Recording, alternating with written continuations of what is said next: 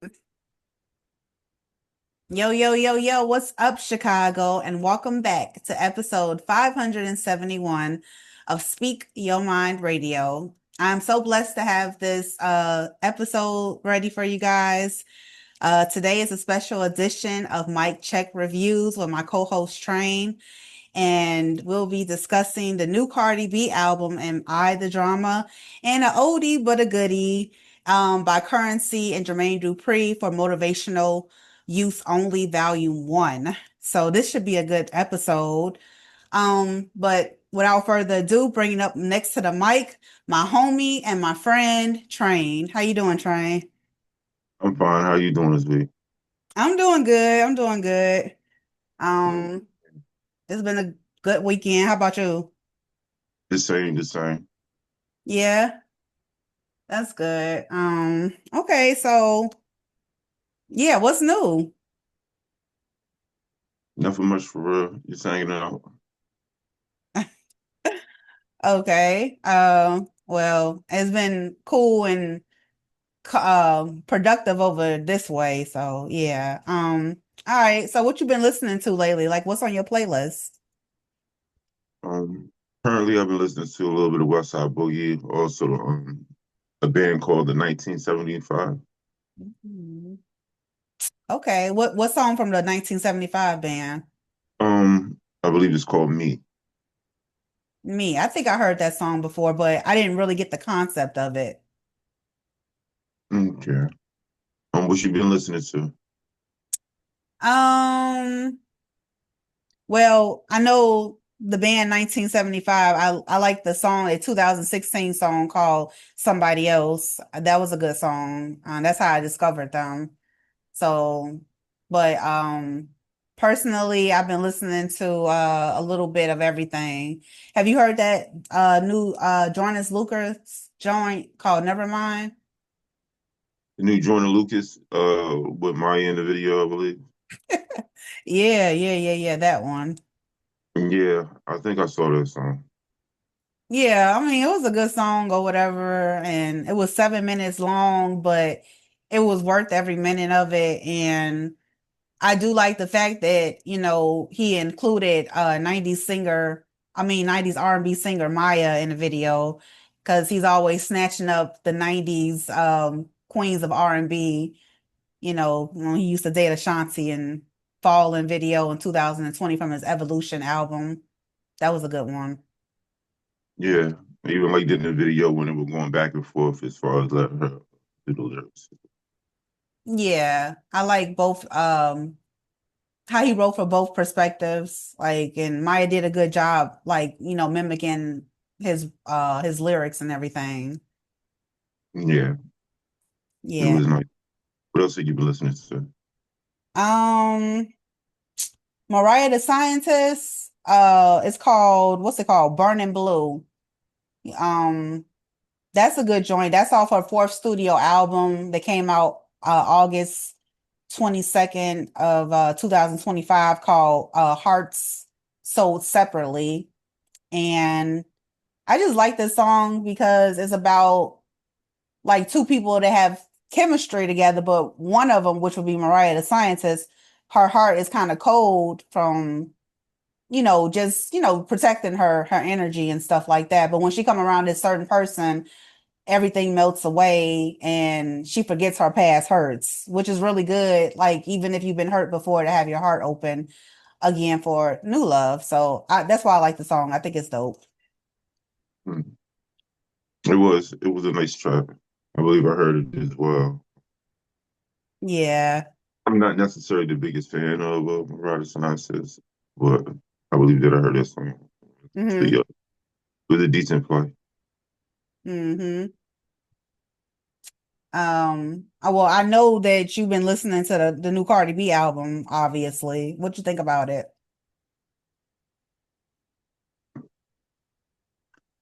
I thought that it was honestly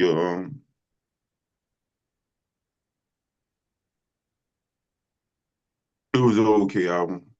First of all, I'm sure that I'm not her targeted demographic when it comes to that time, when it comes to her style of music. She's a female. Most of the songs are more so geared towards I mean, the same thing as male rap at this moment. Um, haters, addressing haters, whoever they may be. Um, and Papa shit, of course, slightly spoke about whatever was going on with her offset, but that was to be expected as well. Um, I would say that I enjoyed the fact that at least it was a fluid album. When I listened to it, it didn't sound like any of the songs were kind of out of place, regardless of how I felt about them personally. Listening to it straight through was like, yeah, this is the fluid album. Like she most definitely gave it a good effort, a consistent effort, a real effort. Like you could tell she put some real effort to it. Most How do you definitely. feel about the album? I know you're a Cardi fan. Yeah, I'm definitely a Cardi B fan. I don't agree with everything that she does, but for the most part, I really do like her as an individual.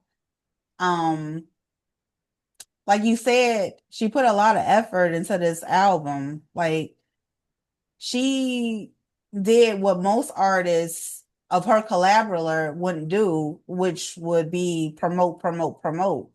I mean, this girl got out in the middle of the streets of New York barefoot and pregnant selling her fucking album to people, her fans. Like, how many times you get to see your favorite celebrity just out and about in the streets? Besides, like, okay, J. Cole, he might be riding his bike through New York or something, but I'm saying, like, somebody like Cardi B is she don't even need all that, but she came out swinging and tried to, prove a point or whatever, and her sales were good. She had another number one on the Billboard 200 albums chart with 200,000 units sold within the first week. She broke the World Book Guinness Records World Book by delivering the most signed albums from an artist through drones within the hour. She sold like 176 copies. So, and then she's everywhere, like promoting, promoting, promoting, talking, talking, talking. It's just awesome to see her get out there and work like that, and she be pregnant and everything like that, coming with her fourth child. Like she's awesome. She's amazing. To me, she is.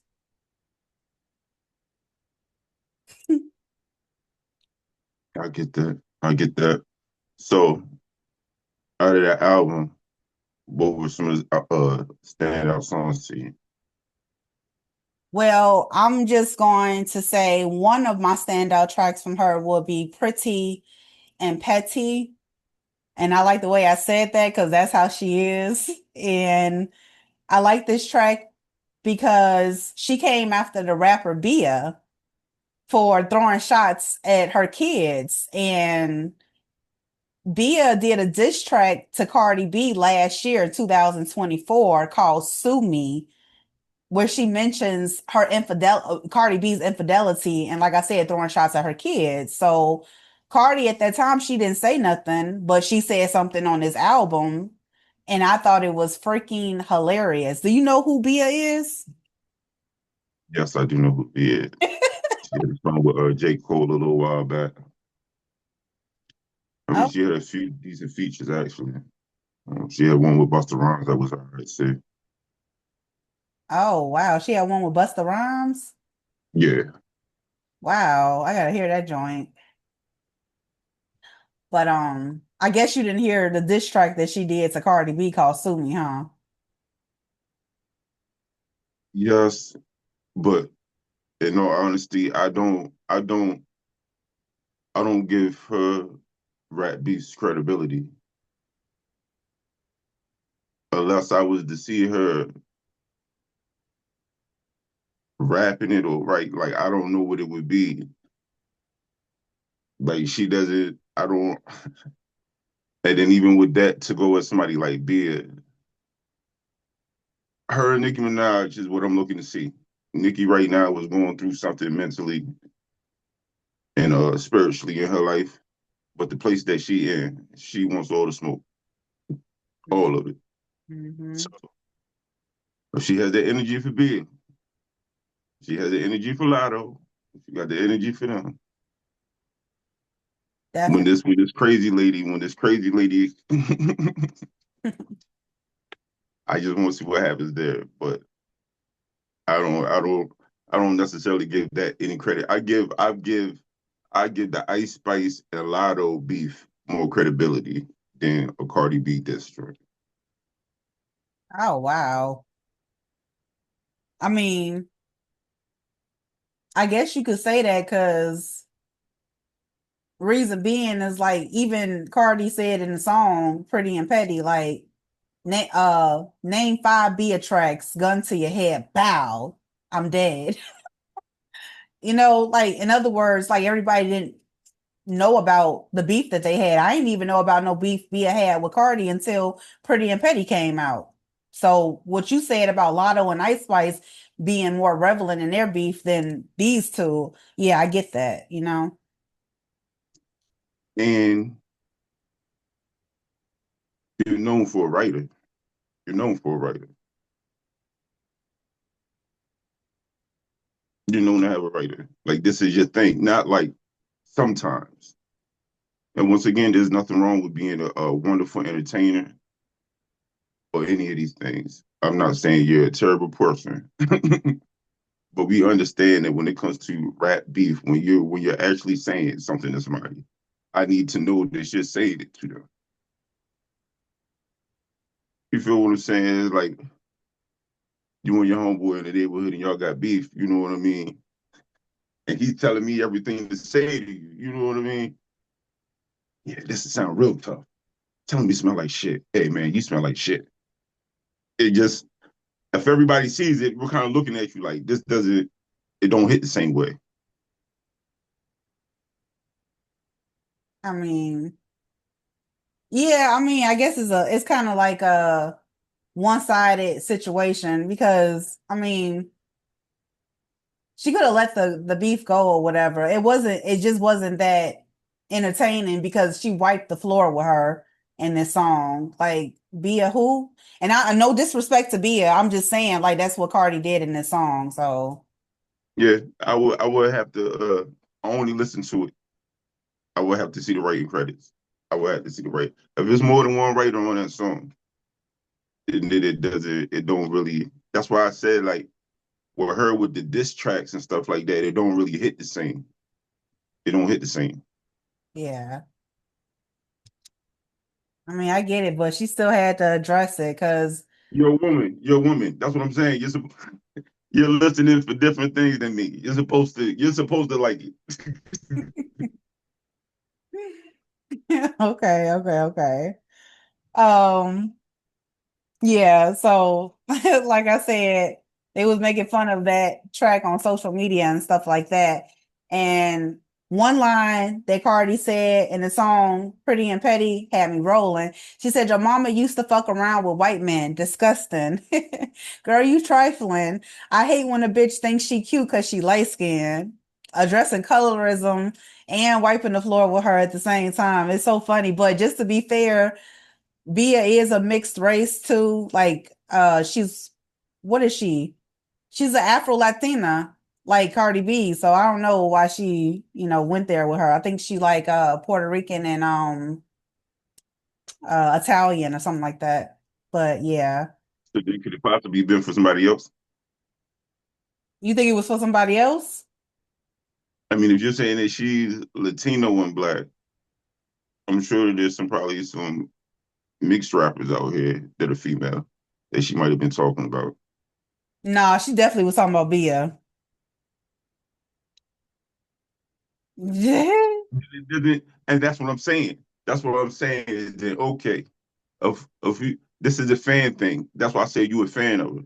If you telling me that this don't make sense, then how is it a wipe down? If you're saying that it doesn't apply to her, you're telling me that she's not what she's saying, then how is it a diss? No, that's why I said just to be fair that Bia is a mixed race. Like, Yes, if you're yeah, saying she's not black and white. no. She's the same ethnicity that Cardi B would be. So then it wouldn't be a wipe down. I guess she just combating her with her Oh, diss song. listen, I understand.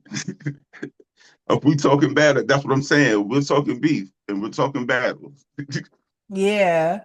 When we were talking about the Drake and the Kendrick Lamar, we Yeah. understand that everything matters. So if you're saying that this is a diss to her, Yeah. then it has to be this, just the random. And then go ahead. Yes, Cardi B, we love you.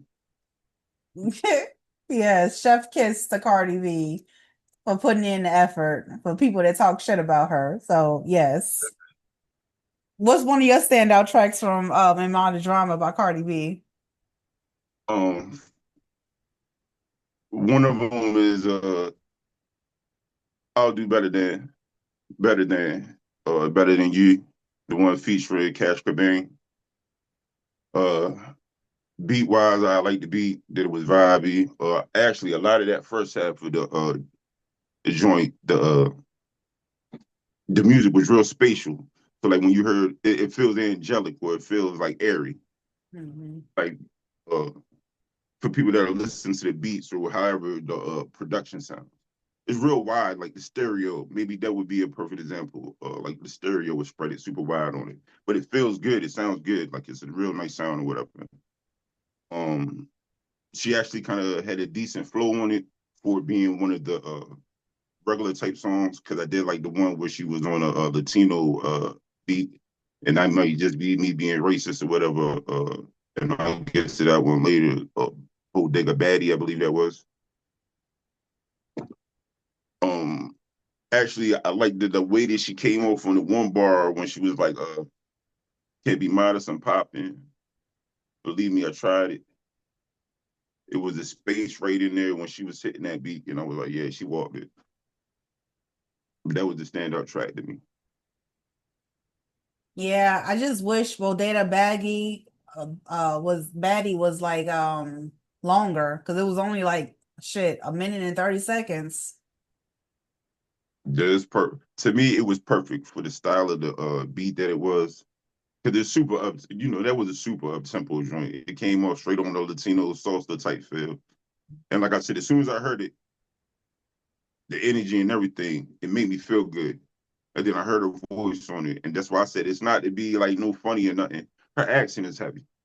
She sounds Latino all the way through. Like there's no it's cool that you've been in the hood and everything.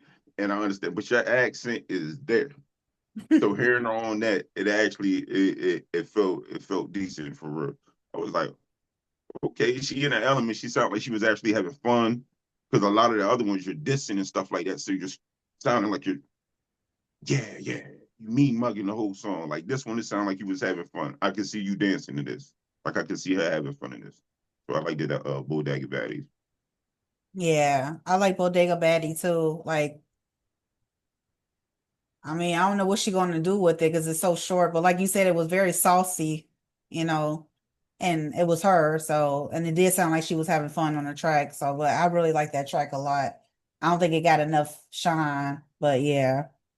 I mean, I feel like we got a lot of short dance type songs. Even one of the biggest ones that we had within the last decade with the Uzi Vert joint, the I Wanna Rock Hmm. songs themselves. They literally would have to put that on loop.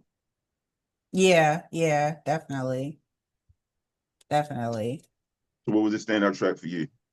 Other than Um, the Bia joint. Magnet was a standout. I only like this because she was coming for people's heads, like JT from City Girls. Yo, no. I mean, yeah, they was catty with it, and they still catting it out. But I Yeah, mean, yeah, crazy motherfucker. I yeah, feel it though. Listen, I feel it though. I feel it. hmm What else did you like about the song? Other than that, did you have any standout bars on the one about JT? uh, The Magnet song? let me see. Not really. I mean, reason why I said that is because basically she was calling her fake, like a fake friend and stuff. I'm just gonna tell you like the bottom line of it because they talking about a lot in this song, but really what it stems from, like I think back in 2021 when Cardi B came out with the WAP song and she did it with Megan Thee Stallion, she wanted JT to be on the song too, but during that time, JT didn't want to be on a song without Young Miami, but Cardi was just requesting JT. And so she passed on and then she started acting funny, you know what I'm saying, behind the scenes or whatever.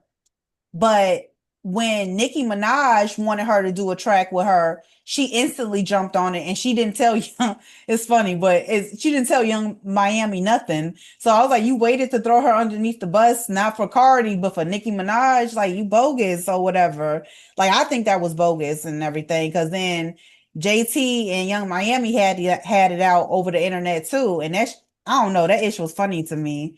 Cause it's like y'all couldn't have had that behind closed doors or whatever. Like you got to be catty in front of everybody, huh? So that's where their beef stems from, and that's why you know what I'm saying she was coming for her. She said a lot of stuff about her in that song. Cardi said a lot of stuff about her, JT and Uzi Levert because they together.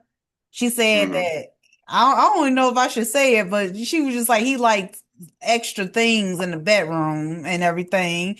I'm like, girl, you wow. Like, why you talking about somebody else's man and your man over there accused of sexually harassing a young sports executive? You know what I'm saying? Tongue all down his ear and everything. Like, come on now. Like people can come for you too or whatever. But I don't know. I just picked that song Magnet because it was funny. All right. For me, I got the other song that was a standout for me would have been Salute, the joint Salute. The beat was hard as hell for real. Especially for the shit that I like, or at least for the flow of things that I like. I felt like the beat was hard. And then another reason I like it, because most of the ones I picked were songs that I felt like she felt good on, or whatever. The effects that they were using, whatever effect chain they were using with that extra echo and stuff on it, in that joint Salute, it like it most definitely strengthened it. It strengthened her voice on it, and it most definitely it sounded like a good song. Like it felt good too. Okay. That's what's up. Salute is a good song too. And she definitely sounds smooth on it. And um I did pick a third standout track that I think ain't getting enough attention on Cardi B's Am I the Drama? And it's called Principle, featuring the one and only, the legendary Janet Jackson. I really like this joint because Cardi B put a different spin on Principle, meaning she's the most important thing within the relationship. You know what I'm saying? And Pleasure Principle by Janet Jackson holds a different meaning, obviously.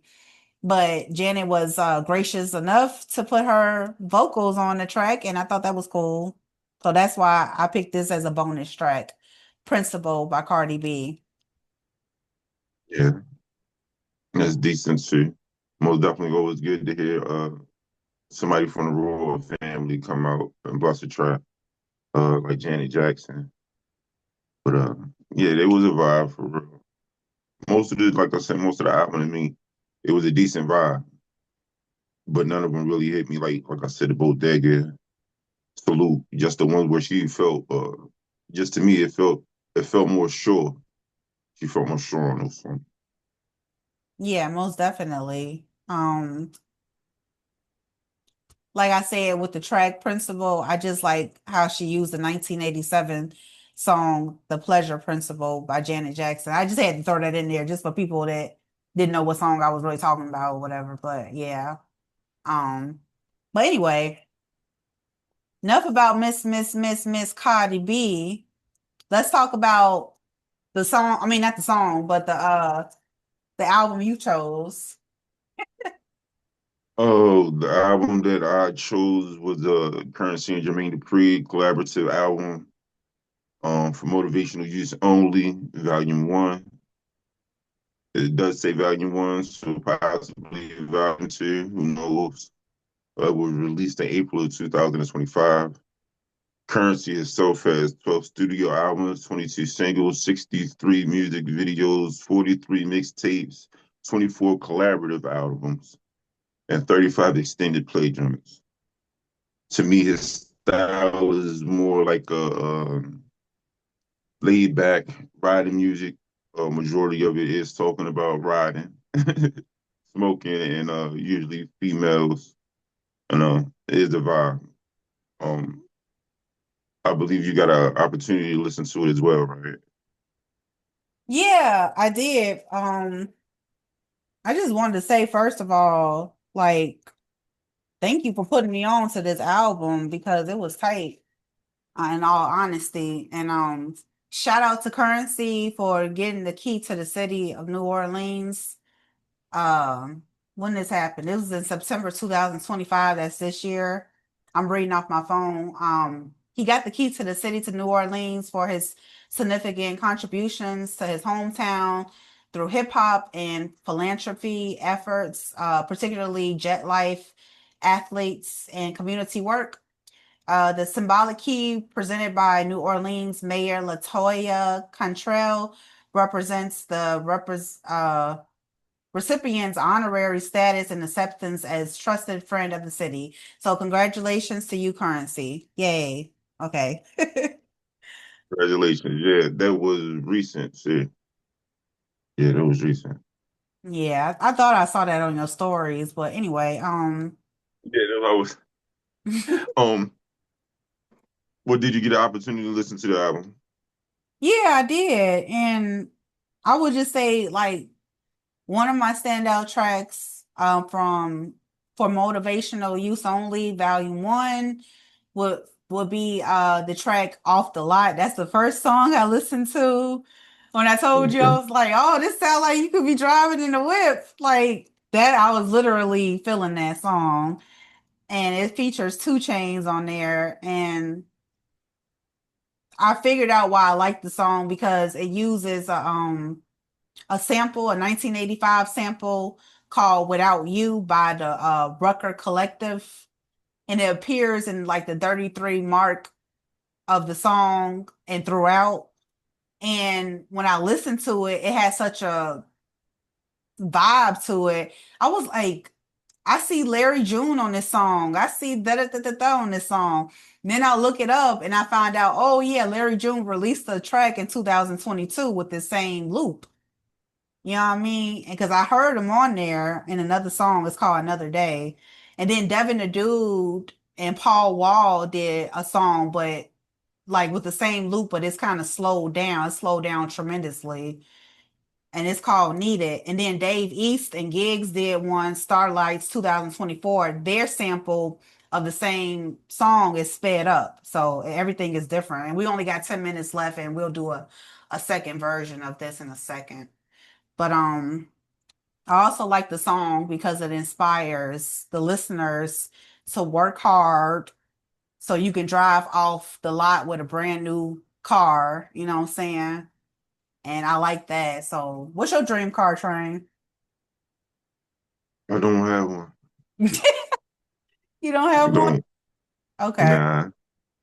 Man, yeah, man. I'm boring as hell. Damn.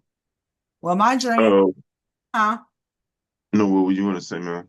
My dream car is an all white 2026 Mercedes Benz with a peanut butter and jelly inside interior with some dipped chrome rims and some tinted ass windows. That's my dream car. Did you want to restart now? Restart? I know you said it was 10 minutes left. Yeah, I might as well because I don't want it to just cut us off abruptly. That's bogus. But you guys, thank you Yeah, for listening up until this point. We're gonna have part two in just a few moments. So yeah, I'll see you again in a minute, Ryan. no problem, man. All right.